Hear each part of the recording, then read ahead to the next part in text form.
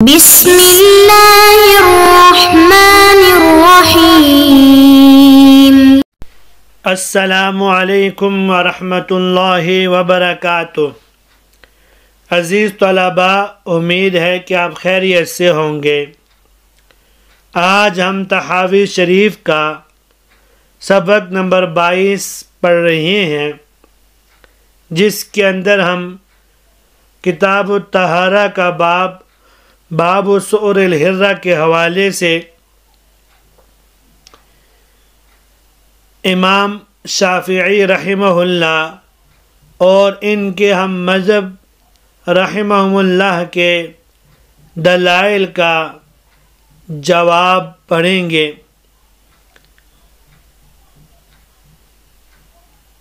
چلتے ہیں اپنے سبق کی جانب۔ بسم اللہ الرحمن الرحیم۔ گزشتہ سبق کے آخر میں وَخَالَفَهُمْ فِي ذَلِكَ آخَرُونَ فَكَرِهُوهُ، امام طحاوی رحمہ اللہ نے امام ابو حنیفہ رحمہ اللہ اور ان کے ساتھ شریک اس مسئلے میں ان کا مذہب ذکر کیا کہ امام ابو حنیفہ، امام زفر، حسن بن زیاد، حسن بصری رحمہم اللہ، باقی حضرات کے مطابق بلی کا جوتا نہ بالکل نجس ہے اور نہ بالکل طاہر، بلکہ مکروہ ہے۔ اب وَكَانَ مِنَ الْحُجَّةِ لَهُمْ عَلَىٰ أَهْلِ الْمَقَالَةِ الْأُولَىٰ سے پہلے مذہب والوں کے دلائل کا جواب ذکر کر رہے ہیں۔ پہلے ہم ان کے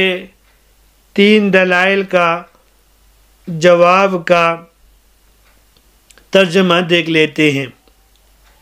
وَكَانَ مِنَ الْحُجَّةِ لَهُمْ عَلَىٰ أَهْلِ الْمَقَالَةِ الْأُولَىٰ، اور پہلے قول والوں کے خلاف دوسرے قول والوں کی دلیل یہ ہے کہ ان حدیث مالک ان اسحاق بن عبد اللہ لا حجت لکم فیہ من قول رسول اللہ صلی اللہ علیہ وسلم علی انہا لیست بنجس، کہ مالک ان اسحاق بن عبداللہ والی حدیث میں رسول اللہ صلی اللہ علیہ وسلم کے ارشاد انہا لیست بنجس، انہا من الطوافین علیکم بالطوافات میں تمہارے لیے کوئی دلیل نہیں ہے۔ لأن ذلك قد يجوز ان يكون اريد به كونها في البيوت ومماستها الثياب، اس لیے کہ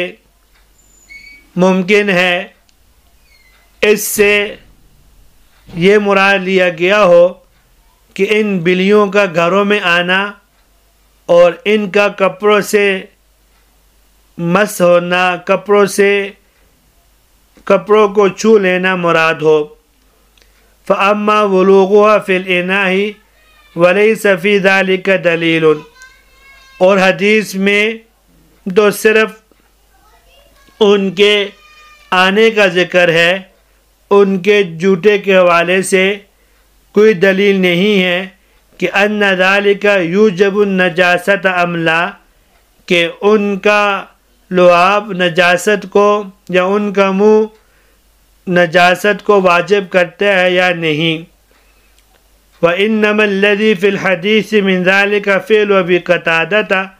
فَلَا يَنبَغِي أَنْ يُحْتَجَّ مِنْ قَوْلِ رسول اللہ صلی اللہ علیہ وسلم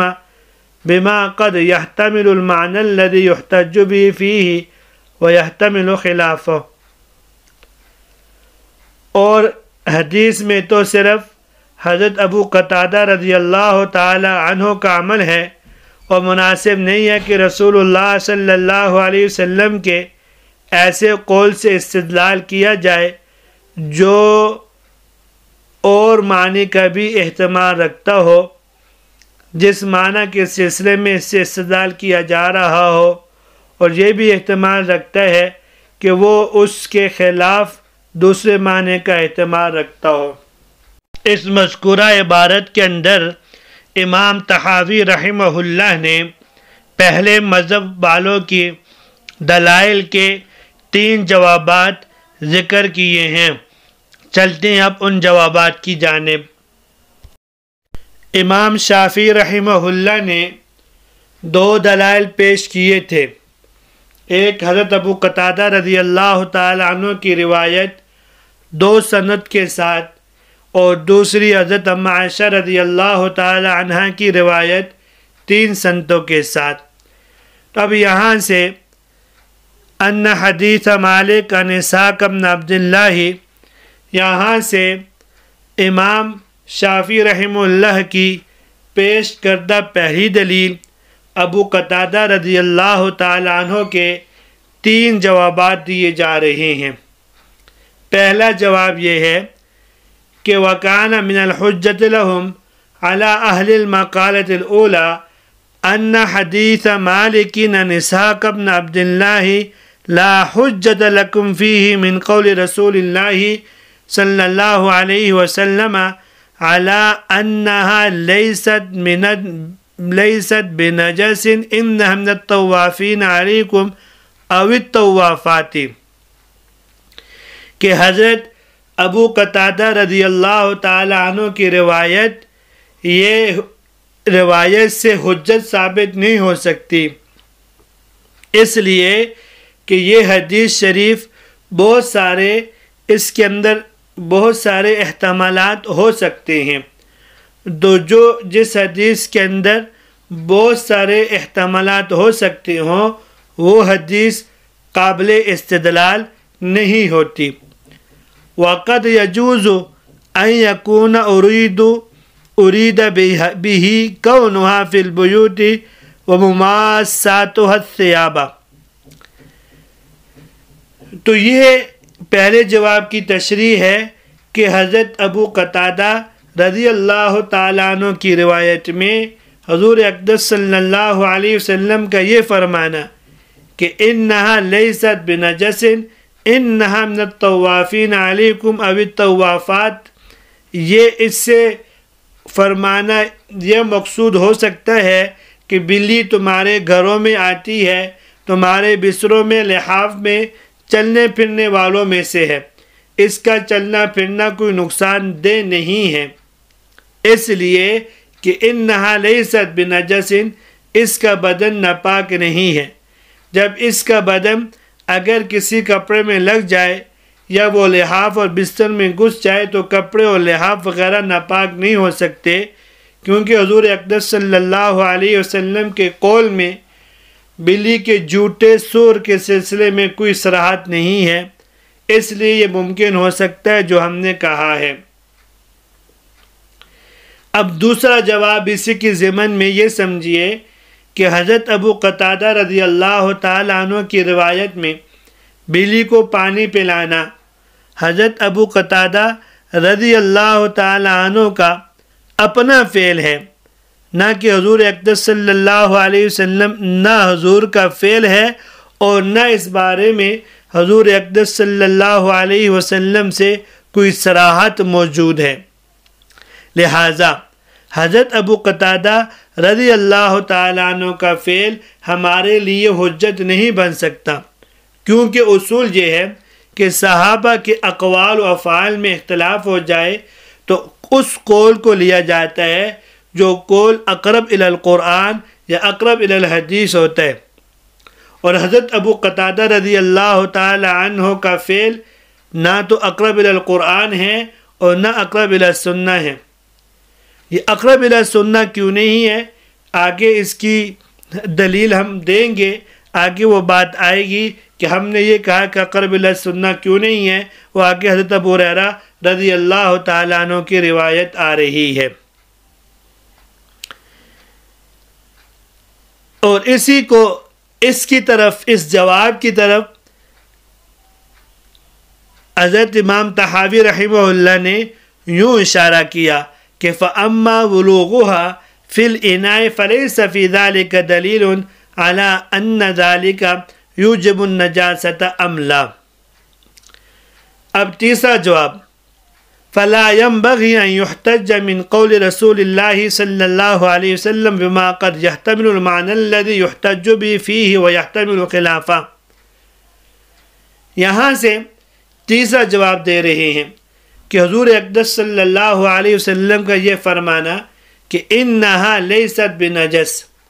اس میں دو احتمال ہیں۔ ایک احتمال تو یہ ہے کہ وہ ہے جو آپ فرما رہے ہو کہ بلی کا جوتا ناپاک نہیں ہوتا، اور دوسرا احتمال یہ ہے کہ بلی کا بدن ناپاک نہیں ہوتا۔ جب حدیث شریف میں دونوں کا احتمال موجود ہے تو وہ روایت جو روایت محتملہ کے ذریعے محتملہ ہو تو روایت محتملہ کے ذریعے سے کسی صورت میں استدلال درست نہیں ہو سکتا۔ یہ تین جواب یہاں تک ہو گئے ہیں۔ اب آگے ہم چوتھے جواب کا ترجمہ دیکھ لیتے ہیں۔ وَقَدْ رَأَيْنَا الْكِلَابَ كَوْنُهَا فِي الْمَنَازِلِ غَيْرُ مَكْرُوهٍ وَسُؤْرُهَا مَكْرُوهٌ، اور ہم دیکھتے ہیں کہ کتوں کا گھروں میں ہونا مکروہ نہیں ہے لیکن ان کا جوتا ناپاک ہے۔ فَقَدْ يَجُوزُ أَيْضًا أَنْ يَكُونَ مَا رُوِيَ عَنْ رَسُولِ اللَّهِ صَلَّى اللَّهُ عَلَيْهِ وَسَلَّمَ مِمَّا فِي حَدِيثِ أَبِي قَتَادَةَ أُرِيدَ بِهِ الْكَوْنُ فِي الْمَنَازِلِ لِلصَّيْدِ وَالْحِرَاسَةِ وَالزَّرْعِ، تو یہ بھی ممکن ہے رسول اللہ صلی اللہ علیہ وسلم سے جو بات ابو قتادہ رضی اللہ تعالیٰ عنہ کی حدیث میں مروی ہے، اس سے شکار کے لیے مراد لیا جائے، پہرے داری کے لیے مراد لیا جائے، اور کھیتوں کی حفاظت کے لیے مراد لیا جائے۔ وَلَيْسَ فِي ذَلِكَ دَلِيلٌ عَلَى حُكْمِ سُورِهَا، اور اس میں ان کے جوتے کے حکم پر کوئی دلیل نہ ہو۔ هَلْ هُوَ مَكْرُوهٌ أَمْ لَا، کہ آیا وہ مکروہ ہے یا نہیں ہے۔ تو اس جواب کا خلاصہ یہ ہے کہ امام طحاوی رحمہ اللہ یہ چوتھا جواب حضرت ابو قتادہ رضی اللہ تعالیٰ عنہ کی حدیث کا یہ دے رہے ہیں کہ دیکھو، کتوں کا گھر یا کھیتی کی حفاظت کے لیے رکھنا اور شکار کے لیے استعمال کرنا مکروہ نہیں ہے، لیکن ان کا جوتا ناپاک ہے بالاتفاق۔ تو اسی طرح آپ صلی اللہ علیہ وسلم کے قول انہا لیست بنجس کا مطلب یہ ہے کہ بلیوں کا چوہے کے شکار کے لیے یا موذی جانوروں سے حفاظت کے لیے یا اسی طریقے سے کھیتی کی حفاظت کے لیے گھروں میں رکھنا مکروہ نہیں ہے، اور ان کے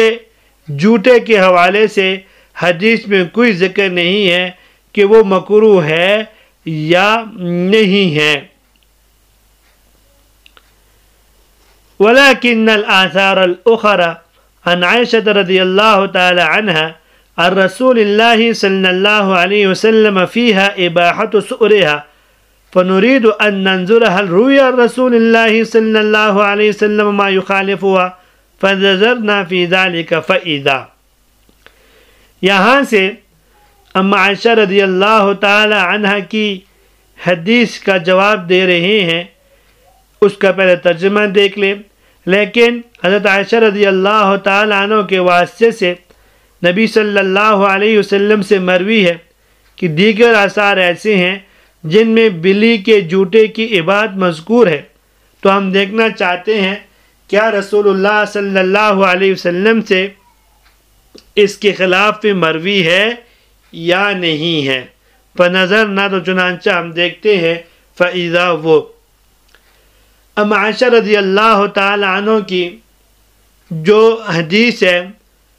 اس کا مدار 3 آدمیوں پر ہے، اور امام طحاوی رحمہ اللہ نے تینوں اسناد کو ذکر کیا ہے۔ ان میں سے ایک آدمی ہے مؤمل بن اسماعیل۔ تو مؤمل بن اسماعیل کے بارے میں ائمہ جرح و تعدیل کا یہ کہنا ہے کہ یہ کثیر الخطا ہیں۔ اس روایت کی سند میں بھی انہوں نے غلطی کی ہے کہ اپنے شیخ و شیخ کا نام ابو الرجال ذکر کیا ہے، حالانکہ وہ حارثہ بن ابی الرجال ہے، اور حارثہ بن ابی الرجال یہ دوسرے راوی ہیں جن کا نام ہے حارثہ بن محمد. تو حارثہ بن محمد کے حوالے سے ائمہ جرح و تعدیل کا یہ کہنا ہے کہ یہ منکر اور متروک الحدیث ہے. جب منکر اور متروک الحدیث ہیں تو اس سند کے ساتھ بھی یہ روایت قابل اعتبار نہیں ہو سکتی. اور تیسرے شخص صالح بن حبان یا صالح بن حسان ہیں. ان کے بارے میں یہ کہا جاتا ہے کہ یہ بھی ضعیف اور متروک راوی ہیں. جب یہ تینوں سندیں ضعیف ہیں تو ضعیف اور ناقابل اعتبار روایات اور ان کی سند سے ذکر کردہ روایتیں بھی قابل اعتبار نہیں بن سکتی. لہذا مسئلہ سورہ حرہ کے حوالے سے ان روایات کے علاوہ کیا کوئی مرفوع حدیث صحیح سند کے ساتھ موجود ہے کہ نہیں، ان کو تلاش کرنے کی ضرورت ہے، جس کو امام طحاوی نے یوں ذکر فرمایا کہ فَنُرِيدُ أَن نَنظُرَ هَلْ رُوِيَ عَن رَسُولِ اللَّهِ صلی اللہ علیہ وسلم ما يخالفها فَنَظَرْنَا فِي ذَلِكَ فَإِذَا، چنانچہ ہم نے جستجو کر کے دیکھا کہ ہمارے پاس کوئی ایسی روایتیں موجود ہے کہ نہیں، تو ہم نے دیکھا کہ ابو ہریرہ رضی اللہ تعالیٰ عنہ کی روایات ہیں، ان کے اندر حضور صلی اللہ علیہ وسلم کا واضح قول ہے، صراحت کے ساتھ موجود ہے کہ جب بلی برتن میں منہ ڈال دے تو برتن کو 1-2 مرتبہ دھو دینا چاہیے. لہذا شروع باب کی روایت کے مقابلے میں حضرت ابو ہریرہ رضی اللہ تعالیٰ عنہ کی روایت زیادہ معتبر اور قابل استدلال ہوگی، کیونکہ یہ حدیث مرفوع اور متصل السند ہے اور اس کے سارے راوی معتبر ہیں. چلے اب ہم ان روایات کا ترجمہ دیکھ لیتے ہیں. وَلَكِنَّ الْآثَارَ الْأُخْرَى عَنْ عَائِشَةَ رَضِيَ اللَّهُ تَعَالَى عَنْهَا عَنْ رَسُولِ اللَّهِ صلی اللہ علیہ وسلم فِيهَا إِبَاحَةُ سُورِهَا، لیکن وہ آثار، وہ روایات جو حضرت عائشہ رضی اللہ تعالی عنہ سے مروی ہیں حضور اقدس صلی اللہ علیہ وسلم سے، ان کے اندر بلی کے جوتے کے مباح ہونے، پاک ہونے کا ذکر ہے. فنورید، تو ہم چاہتے ہیں ان نظر، کہ ہم تلاش کریں، جستجو کریں، ہر روی عن رسول اللہ صلی اللہ علیہ وسلم، کیا حضور اقدس صلی اللہ علیہ وسلم سے کچھ ایسی روایات موجود ہیں ما یخالفها، جو اما عائشہ رضی اللہ تعالی عنہ کی حدیث کی روایات کی مخالفت کر رہی ہوں. فنظرنا، تو ہم نے جستجو کی، فی ذالک، اس معاملے میں، فاذا، تو ہم نے دیکھا کہ فاذا ابو بکرۃ قال حدثنا ابو عاصم عن قرۃ بن خالد قال حدثنا محمد بن سیرین عن ابی ہریرہ رضی اللہ تعالی عنہ وعنہم عن النبی صلی اللہ علیہ وسلم قال طہور الاناء اذا بلغ فیہ الہر ان یغسل مرۃ او مرتین قرۃ شکہ.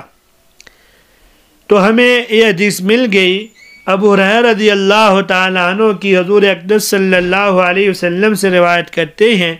کہ آپ صلی اللہ علیہ وسلم نے فرمایا کہ برتن کی طہارت جب اس میں بلی منہ ڈال دے، یہ ہے کہ اسے 1 دفعہ یا 2 دفعہ دھو لیا جائے. قرہ کو شک ہو گیا. وَهَذَا حَدِيثٌ مُتَّصِلُ الْإِسْنَادِ فِيهِ، اور یہ حدیث متصل الاسناد ہے. فِيهِ خِلَافُ مَا فِي الْآثَارِ الْأُوَلِ، اس میں اس حکم کے خلاف مذکور ہے جو سابقہ آثار میں ہے. وَقَدْ فَضَّلَهَا هَذَا الْحَدِيثُ لِصِحَّةِ إِسْنَادِهِ، اور یہ حدیث اپنی سابقہ آثار پر اپنی سند کی صحیح ہونے پر فوقیت رکھتی ہے، کیونکہ یہ حدیث صحیح الاسناد ہے. فإن كان هذا الأمر يؤخذ من جهة الإسناد فإن القول بهذا أولى من القول ما بما خالفه، اگر اس مسئلے کو سند کے اعتبار سے دیکھا جائے لیا جائے تو اس حکم کا قائل ہونا اولا ہے بنسبت اس کے مخالف حکم کے قائل ہونے کے۔ تو اس روایت کے اندر یہ بات واضح ہو گئی ہے کہ حضرت ابو ہریرہ رضی اللہ تعالی عنہ نے اس بات کو واضح کر دیا، اگر بلی برتن میں منہ مار لے تو اس برتن کو 2 دفعہ یا 1 دفعہ دھو لیا جائے، جو اس بات کی دلیل ہے کہ بلی کا جوتا مکروہ ہے، اور یہ سند کے اعتبار سے صحیح ہے۔ اما عائشہ رضی اللہ تعالی عنہ کے جو آثار ہیں وہ 3 آدمیوں پر مشتمل ہیں، اس حوالے سے ہم پہلے بات کر چکے ہیں۔ یہاں تک آج کا سبق تھا، امید ہے کہ آپ کو آج کا سبق سمجھ میں آ گیا ہوگا۔ اجازت دیجیے، اللہ تبارک و تعالی ہم سب کی حامی و ناصر ہوں۔ السلام علیکم ورحمۃ اللہ وبرکاتہ۔